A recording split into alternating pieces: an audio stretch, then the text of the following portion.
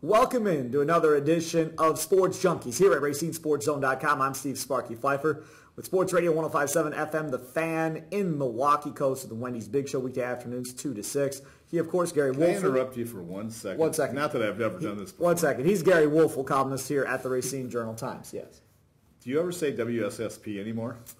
Not really. People have asked me about that. It's still WSSP. Those are still our call letters. Yeah. That hasn't changed. Right. But the Fan is kind of... But you always go by the Fan. By the Fan on the air. And it's still on AM 1250. Correct. Like it says here. And it's still on 105.7.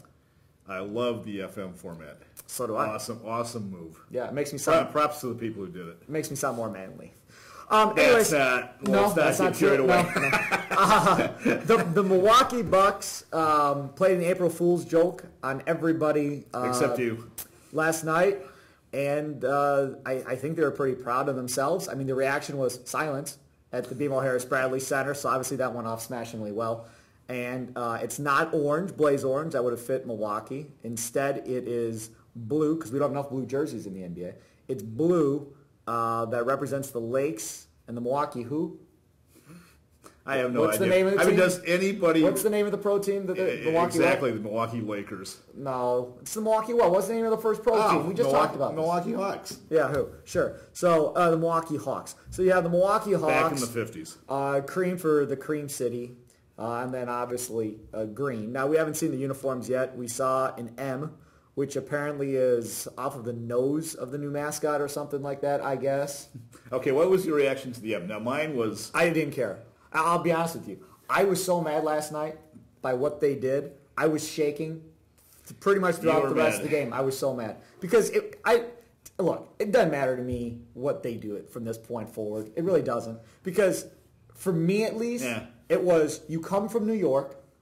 If you know anybody that lives in Wisconsin, right away, that's off to a bad start because people don't trust people from New York or the East Coast. East Coast, yeah. Right. People don't like people from the East Coast. So that's bad start number one. Speak for yourself. Some of my best friends are from the East Coast. Fine. But anyways, But then you go to Larry Drew. Right. He's doing a press conference and you're hiring Jason Kidd. Correct.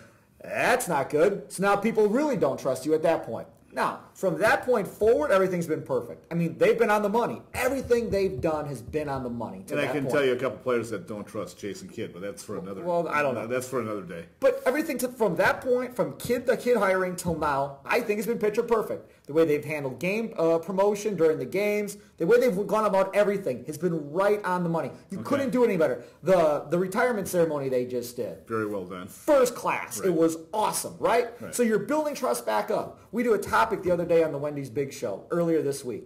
And it was about the arena, what's going on. Mm-hmm. And I got people, I don't trust these owners, blah, blah, blah. They're just going to try to make a quick buck and get out of here. I'll say that's the perception of a lot of people. Right. And so that perception's wrong, but nevertheless, it's a perception. Right. I agree with you. But, so you're trying to build that trust, right? Mm-hmm. So now you do this. So people are there. Now, again, I buy a ticket to the game. Oh, man, big announcement. Can't wait because you're hyping it all week. Hey, big announcement. Absolutely. I show up, and that's what I end up with. Again, I agree. I didn't pay my money to go watch it. I was watching it on TV. I just think when you're trying to build trust and you do this over the course of a week, I don't think that's a good way to do it. It sends the wrong message. The Admirals release a 10,000... we were laughing about that last night. Right, the 10,000-seat stadium. And if you read the press release, it's so over-the-top obvious. Right. I mean, there's no way you could have thought that. And that wasn't the case with the Bucks. People were buying into it. Hurricane colors. People were getting excited for that. Let's go. Let's do this. Hunter Orange. It's synonymous with Wisconsin. It makes sense. And then you pull the rug out and think you're funny. Well, yeah. I mean, something like that. Obviously, they think they're funny. I didn't think it was funny. Yeah, no, I didn't particularly think it was funny either. My real issue, though, is like the timing. Here you got a team that's is in the playoff picture, is going to the playoffs. You think everything would be focused on this team. Yep. The coaches, GMs, players are all talking about the playoffs, generating some interest because, I mean, it's a lock that they're in now.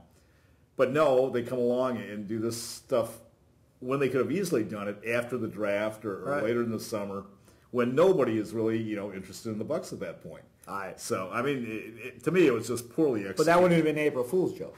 Oh, yes.